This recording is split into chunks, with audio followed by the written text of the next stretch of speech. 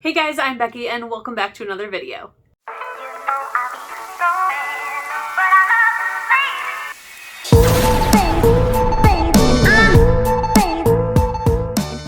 Today I am so excited because this video, as you can tell from the thumbnail and the title, is a magical readathon TBR. Now, as you may or may not know, G from Book Roast has been hosting a magical readathon for many years. It used to be Harry Potter themed, and now she has decided to make her own world, create her own magic system. Back in September, we did our Path to the School of Beryllium, and then in March, we did a mini gear up.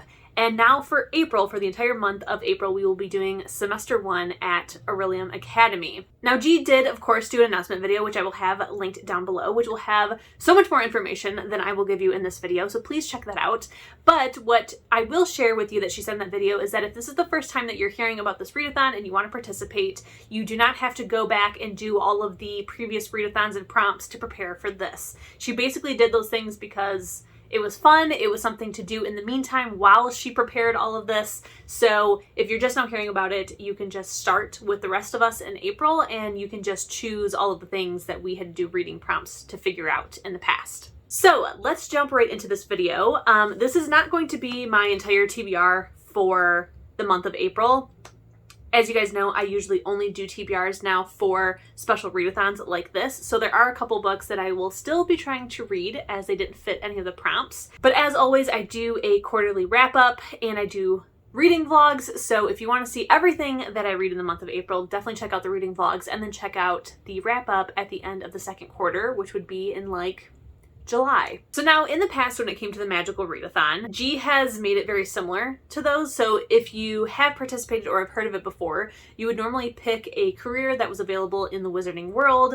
It would have different classes you would have to take at Hogwarts. And then if you passed all those classes, you could become that career once you graduate. So G has done something very similar. There are magical careers that you can choose in the world of, I always blank on what the world of the school is Beryllium, but the world I think is Alden, something like that. So there are these magical careers that you can pick. Some of the careers you have to be in a certain order or house in order to go for that career. There's only one per house that is like that, so the rest are open to anyone. Normally there is like 12 to 15 classes total, and you don't have to take them all. You only have to take the ones for your career. But what I would always do is I would challenge myself to take all of the classes. That way I have my pick of what career I want to take. I would have like some idea in mind, but I would normally pick my career at the end of it once I see what classes I've passed.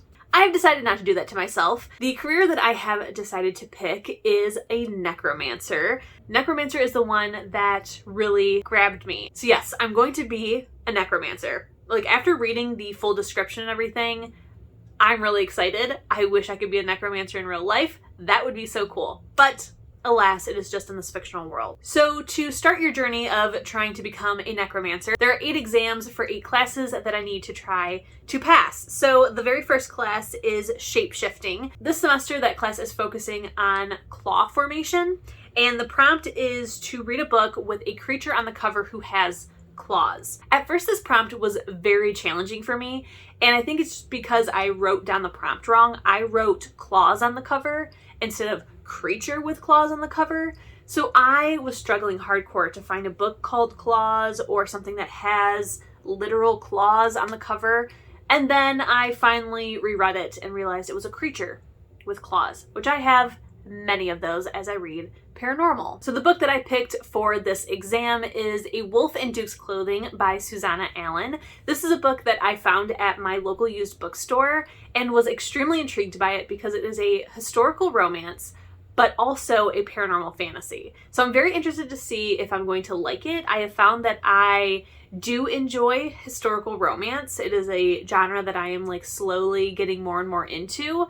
But of course, I've always loved paranormal. So the fact that this is a wolf shapeshifter duke. We're gonna try it out. My next class is animal studies, and they are studying the ways of a Pegasus. So the prompt is to read a quick read. For this, I decided to pick Barbarian's Rescue by Ruby Dixon. This is book 15, I believe, in the Ice Planet Barbarians series. And I usually read these books within a day or two. They are usually under 300 pages, so it is perfect. The next class is Inscription, and this semester they are focusing on glyphs, specifically strength glyphs, and the prompt is to read a book that is intimidating. So I decided to go with Children of Virtue and Vengeance by Tomi Adeyemi. This is book 2 in the Children of Blood and Bone series.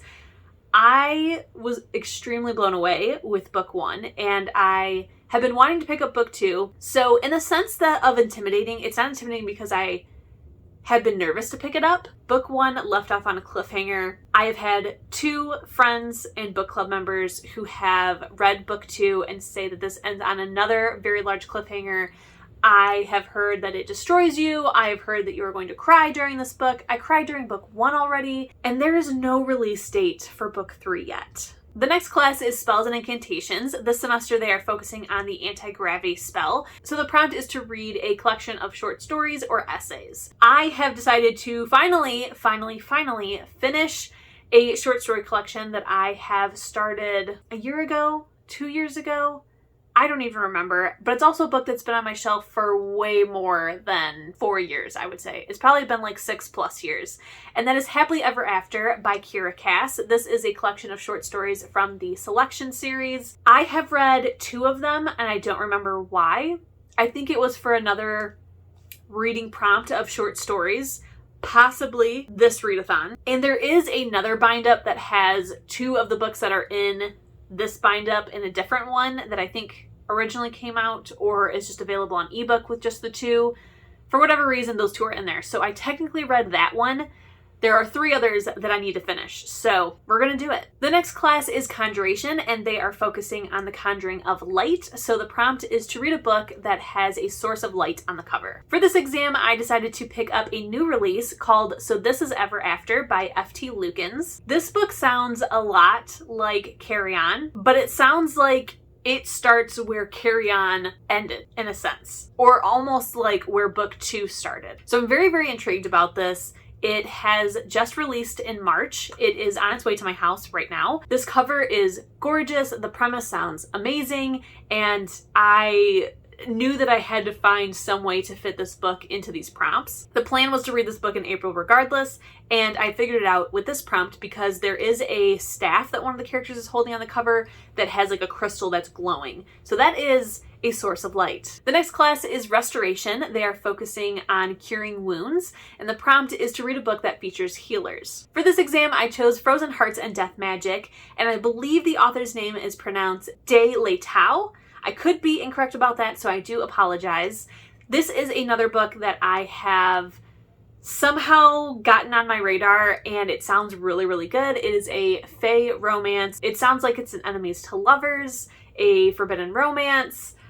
I'm just very excited, and I'm pretty positive that this is available on Kindle Unlimited, so if you want to check it out for yourself, you absolutely can if you have that. I think the cover of this is absolutely gorgeous. It really sucks me in, and I think that that is what I saw maybe on like Goodreads or something for upcoming releases that gravitated me towards it. The next class is Lore, and they are focusing on myths most known. So the prompt is to read a book that was inspired by mythology. So for this exam, I chose Ruthless Fae. This is by Caroline Peckham and Suzanne Valenti. This is book 2 in the Zodiac Academy series. I really, really want to read more in this series. I read book 1 in February, and I did really enjoy it, but it wasn't a 5-star. It was close. It was probably like 4.5. And I've been really excited to continue on because I feel like the series is going to get better and better as it goes on. I'm very curious to see how they are going to resolve this bullying issue because I'm pretty positive that 2 of the people are going to be our love interests. I don't think it's going to be an outside source. So they're going to have to convince me after that ending on book 1. And the final class is Demonology. They are focusing on shadow demons, and the prompt is to read a book that has shadow in the title. For this last exam, I picked Loyalty in the Shadows by Veronica Eden. This is book 2 in the Crown Crow series. I read book 1 in February as well.